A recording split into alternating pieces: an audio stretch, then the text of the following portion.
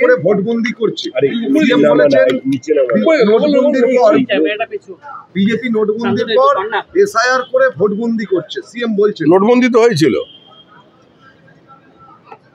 এখন রোহিঙ্গা বন্দি, বাংলাদেশি অনুপ্রবেশকারী বন্দি, মৃত ভোটার বন্দি, ভুয়ো ভোটার ভর্তি, যেগুলো ডাবল এন্ট্রি ট্রিপল এন্ট্রি হয়ে আছে সেগুলো বন্দি হয়ে যাবে, কিন্তু হবেই। আর মুখ্যমন্ত্রী কবি মনস্ক, মুখ্যমন্ত্রীর এই ছন্দবদ্ধতার প্রতিদিন প্রতিক্রিয়া দেওয়া সম্ভব নয়। মুখ্যমন্ত্রী এসআইআর নিয়ে কথা বলছেন একটাই কারণে, নিজের পাপ, তার দলের পাপ ঢেকে রাখবার জন্য। আর এসআইআরকে ঢাল করে কতদিন চলবে?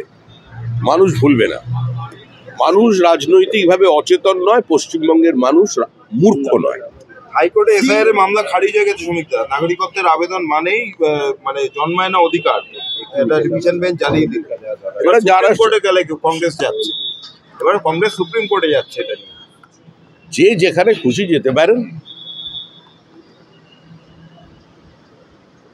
যারা হিন্দু শরণার্থী পশ্চিমবঙ্গে আছে তারা নাগরিকত্ব পাবে, তারা ভোটাধিকার পাবে। দরকার হলে তার জন্য যা ব্যবস্থা করার সেই ব্যবস্থা সরকার করবে। বিজেপি যতক্ষণ ক্ষমতায় আছে ততক্ষণ ভারতীয় মুসলমান এবং বাংলাদেশ থেকে আগত হিন্দু উদ্বাস্তুদের কেশাগ্র কেউ স্পর্শ করতে পারবে না। সিএএ শিবিরে যেতে বারণ করছেন মুখ্যমন্ত্রী, বলছেন যাবেন না।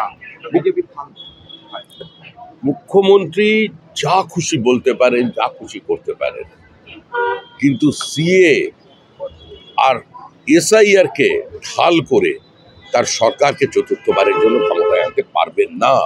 2026-এর নির্বাচন তৃণমূলের বিসর্জন। উনি বলেছেন যে SIR super emergency, super emergency স্থগিত করে দাও।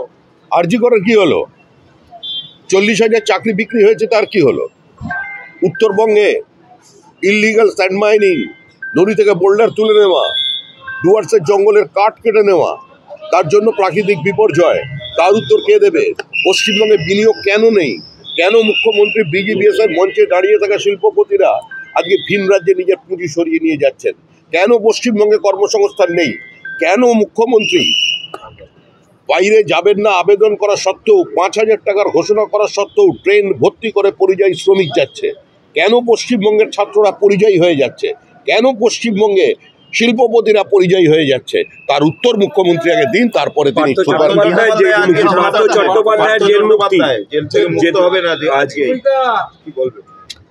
দেখুন, পার্থ চট্টোপাধ্যায় জেল মুক্তি হবেন এর অর্থ এই নয় অভিযোগ থেকে তিনি মুক্ত হয়ে যাবেন। বেল পাওয়ার অধিকার প্রত্যেক অভিযুক্তের আছে, সেই হিসেবে আইন তাকে বেল দিয়েছেন। কিন্তু মাছ খায় যে সব পাখিটা, মাছরাঙাটাই কলঙ্কিনী, এটা তো হতে পারে না। আমরা আশা করব যে পার্থ চট্টোপাধ্যায় প্রকৃত অবস্থান জেলের বাইরে এসে বলবেন।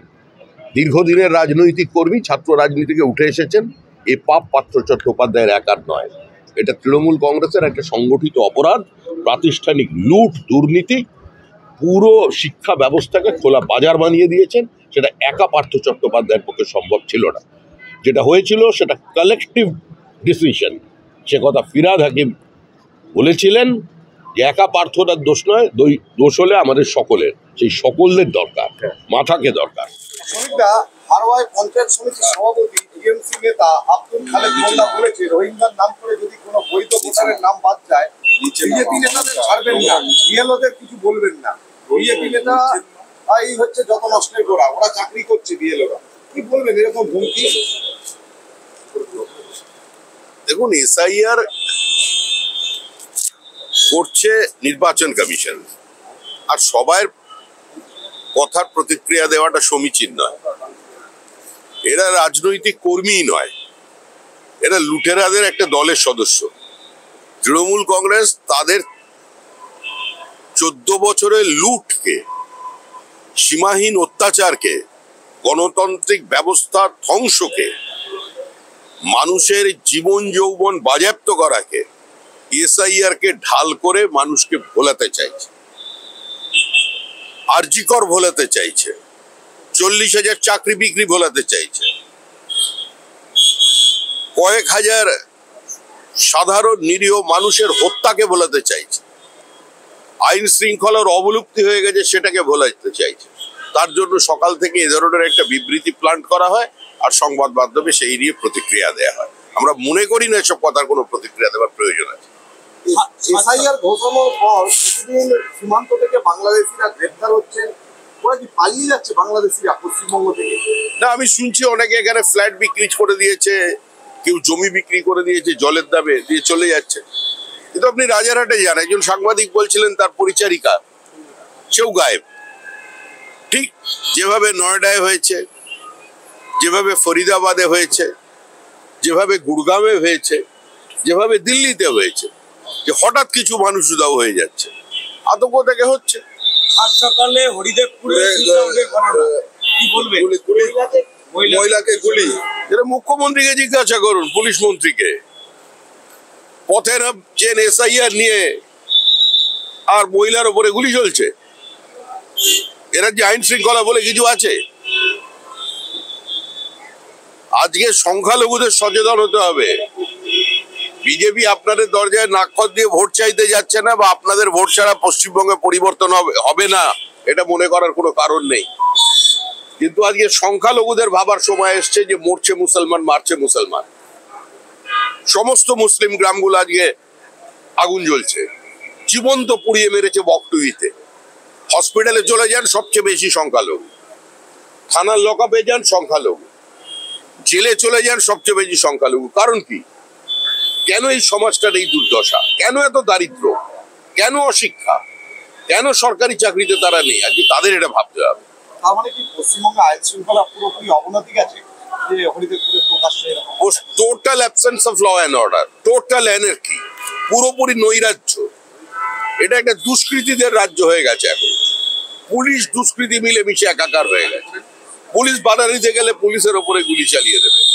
আর পুলিশকে যে আক্রমণ করা যায়, মারা যায়, সেই পথ দেখিয়ে দিয়েছে অনুব্রত মণ্ডল, যে পুলিশ আসলে কি। দাদা চাকদায় ইডি রেড চলছে, পাসপোর্ট জালিয়াতি কাণ্ডে ইডি রেড চলছে চাকদায়। আরে সারা ভারতবর্ষে যত জাল নোট আছে তার ৭২% আসছে পশ্চিমবঙ্গ থেকে, এটা রিজার্ভ ব্যাংকের রিপোর্ট। তাও আবার মালদার কালিয়াচক থেকে। যেখানে যত আধার কার্ড নিয়ে বাংলাদেশিরা ধরা পড়ছে, তারা কোথা থেকে পেয়েছে? কেউ বলছে বারাসত, মধ্যমগ্রাম, শিলিগুড়ি, সোনারপুর। এগুলো হচ্ছে এসব তৈরি করার এপিক সেন্টার এখন পশ্চিমবঙ্গ। স্বাভাবিকভাবেই এটাই এখন দুষ্কৃতীদের স্বর্গরাজ্য। আমাদের ভিডিও ভালো লাগলে লাইক এবং শেয়ার করুন। কমেন্ট সেকশনে গিয়ে জানান আপনাদের মতামত।